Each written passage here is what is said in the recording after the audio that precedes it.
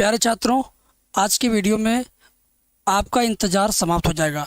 आप लोगों में से बहुत सारे लोगों ने मेरे से कहा था कि सर प्रायिकता पर वीडियो लाइए, तो मैंने प्रायिकता पर काफ़ी रिसर्च करने के बाद वीडियो आखिर में ला ही दिया। और ऐसी वैसी वीडियो नहीं जो सिर्फ सिलेबस समाप्त करे, ये ऐसी वीडियो है और ये ऐसा क्वेश्चन है जो आपकी परीक्षा में रामबाण की तरह से शामिल है। अगर आप चाहते हो कि आपके 8 नंबर पूरे के पूरे पक्के हो जाएं, तो अब जो वीडियो मेरी आने वाली हैं प्रायिकता के ऊपर, आप उन पर अपना ध्यान फोकस करके रखना। क्योंकि जानते हो, हर साल परीक्षा में प्रायिकता चैप्टर से 8 नंबर का क्वेश्चन उठा लेता है। मतलब ये कि अगर आप अंक विभाजन वाली तालिका देखोगे विद्या क्वेश्चन बैंक या अवतार या किसी अन्य क्वेश्चन बैंक में, तो प्रायिकता चैप्टर से दिखाएगा कि 8 नंबर का प्रश्न प्रायिकता चैप्टर से निकाल के पूछता है। तो मैं मानता हूं कि ये क्वेश्चन जो 8 नंबर का है नहीं, बट ये 5 नंबर का है, 3 नंबर का है, कभी 5 कभी 3 में आता है। लेकिन मैं कहता हूं कि 8 नंबर भी इसी से आपको मिलेगा। कैसे, उस चीज़ को मैं आपको इससे समझाते टाइम पे आपको बताऊँगा। जैसे कि अगर आप इस प्रश्न को समझ जाते हो, ठीक है, आपका कॉन्सेप्ट क्लियर हो जाता है इसको सीखने में, तो अगला सवाल भी आप इसके बेस पे कर सकते हो। तो अगर आपने एक सीख लिया तो उसके दम पे अनेक कर सकते हो। तो इस सवाल को 5 नंबर में अगर प्राप्त किया आपने, तो अगला सवाल भी अगर कर पाओगे तो समझो आपका 8 नंबर भी इसी की वजह से हुआ। तो ओवरऑल कुल मिला जुला के 8 नंबर का सवाल, 2 सवाल, 1.5 सवाल, 3 सवाल, 4 सवाल, 4 तो नहीं आएगा भाई, 2 प्रश्न प्रायिकता से आना ही आना है, एक छोटा और एक बड़ा। तो मान लीजिए कि आप इसी प्रश्न को पा गए परीक्षा में। अब आप कैसे करेंगे, ज़रा सोच के देखिए। क्या सही होगा आपका कि गलत होगा, ज़रा सोच के देखिए। और मैं फाइनली आपको बताना चाहता हूँ, अगर आपके अंदर किसी भी प्रकार का डर और भय है परीक्षा को लेकर, मैथ को लेकर, सोच रहे हैं ना कि मैथ आधा किसी ने पढ़ाया आधा भी बाकी है, टाइम टेबल आ गया, हमारा तैयारी है ही नहीं, हम तो लगता है फेल ना हो जाएं, ऐसी अगर मन में आपकी डरावनी बातें आ रही हैं, तो मेरे पर विश्वास कीजिए, मैं आपकी पूरी मदद करूंगा। बहुत कम फीस में बहुत ज़्यादा आपको दे दूंगा वीडियो लेक्चर, जिसके बदौलत आप नहीं, पिछले 6 सालों से बच्चों ने खूब अच्छे नंबर प्राप्त किया है। तो जब 6 सालों से उन्हीं वीडियो से, उन्हीं इंपॉर्टेंट क्वेश्चन से बच्चों ने नंबर प्राप्त किया है, तो क्यों आप भी हिस्सा नहीं पाएंगे? जब लगातार पिछले 6 वर्षों से 7 वर्षों से हमारे इम्पॉर्टेंट क्वेश्चन से बच्चों को आराम से 70 नंबर तक मिल जा रहा है, जो पूरा साल घूमे हैं, कुछ नहीं पढ़े हैं, जिन्होंने पूरा साल पढ़ाई भी किया लेकिन तैयारी नहीं हो पाई, ऐसे लोगों को अगर 60-70 नंबर मिल जाए, ठीक है, तो इससे बड़ी बात क्या हो सकती है। तो डियर स्टूडेंट्स, मैं आपको अपना मोबाइल नंबर शेयर कर देता हूँ। इसी मोबाइल नंबर पर आप हमें संपर्क करना, 75 25 81 80 38, ठीक है। हम आपको सिर्फ 10-10 मिनट की वीडियो देंगे, ज़्यादा बड़ी वीडियो नहीं, 10 मिनट, 12 मिनट, 8 मिनट, 9 मिनट, इतनी बड़ी बड़ी साइज़ की वीडियो होंगी। आप डेली 5-6 वीडियो देखना। 5-6 वीडियो देखने का मतलब 60 मिनट यानी 1 घंटा ही देना है। 16-17 दिन में सारी वीडियो ख़त्म हो जाएंगी। फिर अगले 16-17 दिन में दोहराना, अगले 16-17 दिन में दोहराना, लेकिन शर्त यह है कि आप कॉपी और पेन पर लिख लिख के दोहराना। अगर कॉपी और पेन के बिना आपने वीडियो देखा तो तमाशा बन जाएगा। जिस तरह रील देखते हो, कॉमेडी देखते हो, यूट्यूब पर नाच गाना देखते हो, तो नाच गाना तो है नहीं, ये तो पढ़ाई है, शिक्षा है, वो भी मैथमेटिक्स है। तो ट्रस्ट कीजिए, पेन और कॉपी लेके देखिए। पहले ही दिन से आपके अंदर एक उत्साह बढ़ेगा, लगेगा कि हाँ यार कुछ बढ़िया चीज़ अब जाके मिला है। विश्वास में आप खुद कहोगे कि सर बहुत अच्छी वीडियोज हैं जो आपने दिया है। जिन लोगों ने ले लिया उनसे भी रिक्वेस्ट है, लेके बैठे मत रहिए, आप भी लगातार चलाते रहिए, क्योंकि आपने लिया है तो आपकी भी जिम्मेदारी है 80 नंबर, 70 नंबर, 72 नंबर तक लाना। अगर आपने एक्स्ट्रा मेहनत किया तो और आगे जाएंगे, ठीक है।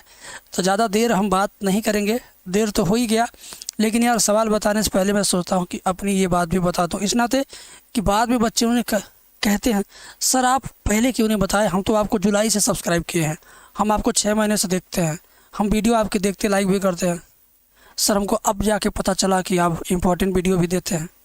तो मैंने कहा लाइए, समय से हम इस बार दे रहे हैं सबको, सबका समय से भला हो, सबका समय से एग्ज़ाम प्रिपेयर हो जाए, समय से टाइम टेबल भी आ गया, तो हम सब लोग समय से काम करें। एंड अब हम आते हैं अपने सवाल पे। जो सवाल थोड़ा सा ब्लर हो रहा है सर कैमरा है, जो सवाल लोगों को अटकाए रहता है, लोगों की सटकाए रहता है, आज वही सवाल आपके स्वागत में यहाँ पर है और मैं उसको बता रहा हूँ, तसल्ली के साथ देखिए। ओवरऑल कुल मिला जुला करके अगर आप समाकलन चैप्टर में थोड़े से मजबूत बनना चाहते हैं या बहुत मजबूत, तो डिस्क्रिप्शन में पार्ट 1 पार्ट 2 करके 2 वीडियो है, 12-12 घंटे का 2 वीडियो है। एक्सरसाइज 7.1 से लेकर 7.10 तक की पूरी कंप्लीट है। जिन लोगों ने देख लिया कमेंट में लिख दो सर मैं देख चुका हूँ, या जो लोग अभी देख नहीं पाए लिख देना कि सर हम देख रहे हैं, आधे पर पहुँचे हैं। कहाँ पहुँचे हो, किस एक्सरसाइज पे, बोल देना यार, दिल खुश होता है मेरा। टीचर का जब आत्मा और मन खुश होगा तभी टीचर बढ़िया से पढ़ाएगा और आप लोगों का ख्याल रखेगा।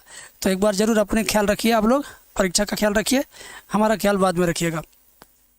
देखिए कहता है कि निम्नलिखित प्रश्न में PE/F ज्ञात करना है। क्या ज्ञात करना है? PE/F। अब इसका सूत्र जब आप जानेंगे तब ना ज्ञात करेंगे। तो पहले मैं इसका सूत्र लिख देता हूँ। देखिए सूत्र क्या होता है? सूत्र होता है PE इंटरसेक्शन F बटे जो नीचे है यहाँ वही यहाँ नीचे जाएगा PF। ठीक है, अब ये मत सोचना कि ये सब क्या लिखा है, मैं सब बताता हूँ, यही तो बात है। एक सवाल 1 घंटे में बताऊँगा, ये मेरी खराबी है, ये मेरी कमी है, लेकिन मैं एक सवाल ढंग से बताता हूँ, ये मेरी क्या है, आप कमेंट में लिखना। देखिए अब ये सूत्र है, अब हमें पहले ये निकालना है, तब ये निकालना है, तब जा कर के हमें हमारा आंसर मिलेगा। और ये अकेला एक सवाल नहीं, ये 2 सवाल है, 5 नंबर का है ये, 3 और 2 का नहीं, 5 नंबर में एग्ज़ाम में आएगा। देखिए पहला कहता है एक यहाँ पे देखिए 2 सिक्कों को एक बार उछाला गया है। 2 सिक्कों को एक बार उछाला गया है। एक सिक्का उछालेंगे तो कितना संभावना आएगा? 2 गो आएगा ना। 2 गो सिक्का उछाला गया है, कितना संभावना आएगा? 4 गो। ठीक है, तो यहाँ पर हमें क्या करना है? प्रतिदर्श समष्टि यानी दोनों सिक्कों को उछालने पर कुल संभावना S बराबर, ये प्रतिदर्श समष्टि का सिंबल है यस, जिसको सैंपल स्पेस कहते हैं। इसको मंझला कोष्ठक में लिखेंगे। देखो सिक्का उछालने पर या तो हेड आएगा या तो टेल आएगा।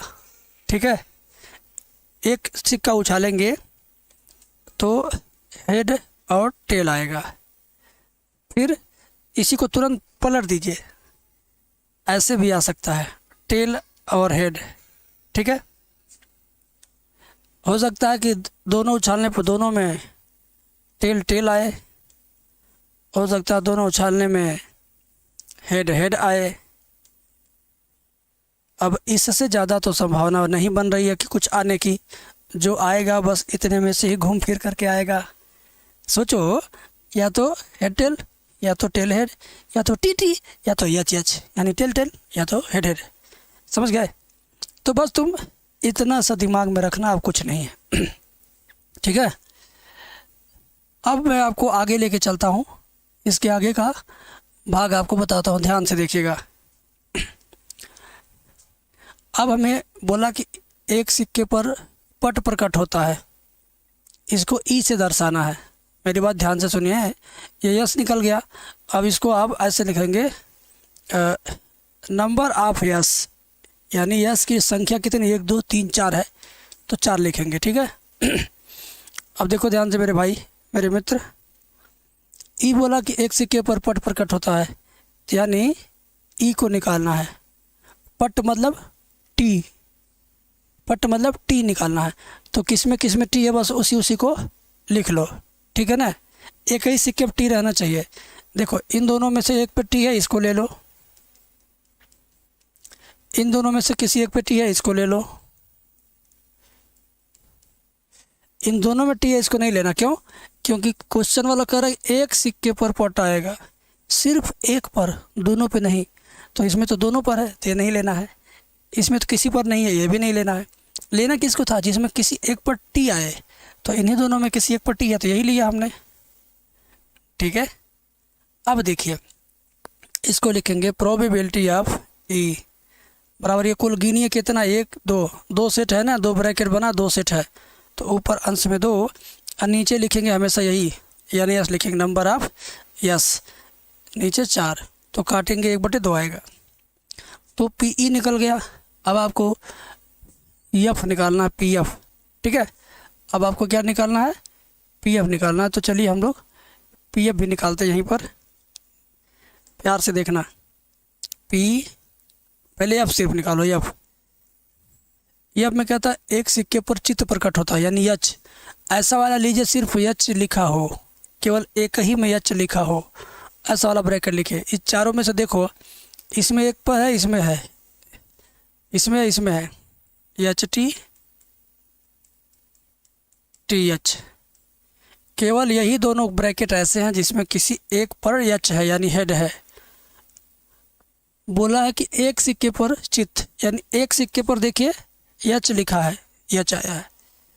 दो सिक्के पे एच होगा तो वो नहीं लेना, केवल एक ही पर। तो एक सिक्का का इसमें एच, एक सिक्का का इसमें एच, ये ले लिया हमने। अब आप पी एफ निकालो। पी एफ बराबर क्या होगा, कुल संख्या गिन लो, कितना, 2 बटे टोटल संख्या इसका 4, ये भी कितना है, 1/2। अब आपको ई इंटरसेक्शन एफ निकालना है। तो ई इंटरसेक्शन एफ बराबर, एफ वाले में देखिए, जो एफ वाले में और ई वाले में देखिए, इसमें और इसमें क्या है, दोनों में कौन सा ऐसा कोष्टक है जो दोनों में है। एच टी इसमें है तो इसमें भी है, टी एच इसमें है तो इसमें भी है। ये तो दोनों के दोनों में मौजूद हैं, तो यहाँ दोनों लिखाएगा, एच टी टी एच। अगर आपको समझ में नहीं आ रहा तो कमेंट में बताइएगा, हम अगली वीडियो में और ज़्यादा आसान कर देंगे, लेकिन आप बताएंगे तब ना। अब पी ई इंटरसेक्शन एफ बराबर टोटल संख्या कितना, 2, और इसका बटे एस कितना, 4। तो ये आ गया 1/2। हमें क्या ज्ञात करना था, हमें ज्ञात करना था ये सूत्र है ना, पी ई अपन एफ। अब यही सूत्र सबसे लास्ट में लगाएंगे, आंसर पाएंगे। ठीक है, यही सूत्र सबसे लास्ट में लगाएंगे, आंसर पाएंगे। क्लियर, चलिए। तो पी ई अपन एफ बराबर पी ई इंटरसेक्शन एफ बटे पी एफ। ठीक है, तो P E upon F, P E intersection F का मान यही बगल में है, 1/2, और पी एफ का मान भी क्या यहाँ पर है, देखिए 1/2। 1/2 से 1/2 कट गया, 1 आ गया, यही आंसर है। इस सवाल में पहले भाग का आंसर आ गया। अब हम लोग दूसरे भाग को करते हैं। ठीक है, दूसरे भाग को करते हैं, दूसरा भाग भी यहीं पर लिख लेते हैं। ठीक है, बड़ा कर देते हैं और एक नया पेज लेते हैं। बोला गया कि कोई पट नहीं होता है, कोई पट नहीं होता, यानी टी एकदम से रहे ही ना, टी बिल्कुल रहे ही ना। ठीक है ना, इसका जो सेकंड पार्ट है, सेकंड पार्ट, इसमें क्या बोला है, कह रहा कि कोई पट ना रहे, यानी टी रहे ही ना। तो चलो भाई एच एच ले लो। केवल एक ही ऐसी संभावना जिसमें कोई भी टी ना रहे, अकेला यही है। ठीक है, और फिर अगला कंडीशन क्या है, अगला कंडीशन क्या है, कोई चित्त प्रकट नहीं होता, चित्त मतलब हेड है, कोई एच न आवे। अगले कंडीशन में ऐसा है, एफ बराबर कोई एच नहीं आना चाहिए, यानी सिर्फ टी टी आ जाए, टी टी। इससे क्या आपका निकलेगा, पी ई निकलेगा, कुल संख्या 1 और नीचे टोटल 4 लिखना है, 1/4। इसमें क्या आएगा, पी एफ निकालिए, इसमें भी कुल संख्या गिनेंगे, 1 कोष्टक बटे में 4। बटे में 4 क्यों लिखेंगे, क्योंकि प्रतिदर्श समष्टि यस बराबर कितना है, 4 है, यही बार बार बटे में लिखा जाता है। अब देखिए ई इंटरसेक्शन एफ, इसको कैसे लिखना है, ऐसे बताइए, ई और एफ दोनों में कौन कौन है, ई में और एफ में क्या कुछ ऐसा है जो ई और एफ दोनों में है, ऐसे आप बताओ। देखो इस वाले ई में और एफ में क्या कोई ऐसा सेट है जो दोनों में है, तो आप कहेंगे नहीं। नहीं का मतलब शून्य, नहीं का मतलब शून्य। मैं आपसे पूछूं आपके जेब में पैसे ना हो, तो मैं कहूँ आपके पास, आपके जेब में पैसे हैं, तो आप क्या कहेंगे, नहीं। इसका मतलब 0 रुपया तब न कहेंगे नहीं, हाँ, तो यहाँ लिखेंगे 0।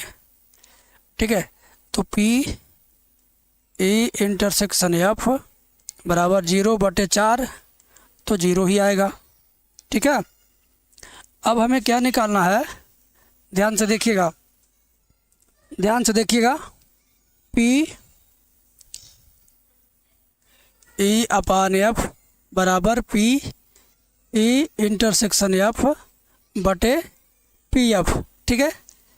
अब ई इंटरसेक्शन एफ का मान यहाँ देखिए बगल में क्या है, 0। अब पी एफ का मान यहाँ देखिए क्या है, 1/4 है। तो 0 बटे कुछ भी रहो 0 ही होता है, तो बराबर 0 आ गया और यही आपका आंसर है, ठीक है। तो जिन बच्चों को समझ में आ गया है वे बच्चे कमेंट में लिख दें यस सर समझ गए, और जिन बच्चों को दिक्कत हुई कमेंट में लिखिए कि मुझे सर दिक्कत हुई, ये वाली लाइन, वो वाली लाइन, ये सूत्र, वो सूत्र, जो भी आपको समझ में आता है। मैं गारंटी लेता हूँ कि उसको क्लियर करूँगा अगले वीडियो में। बट आप लिखोगे तब ना, समय दिया आपने तो उसके बदले मैं भी आपको समय देने के लिए तैयार हूँ। कमेंट कीजिए और हम आपके कमेंट का इंतज़ार करेंगे, ठीक है। चलिए, बहुत बहुत शुक्रिया। अगला कंडीशन क्या है, कोई चित्त प्रकट नहीं होता, चित्त मतलब हेड है, कोई एच न आवे। अगले कंडीशन में ऐसा है,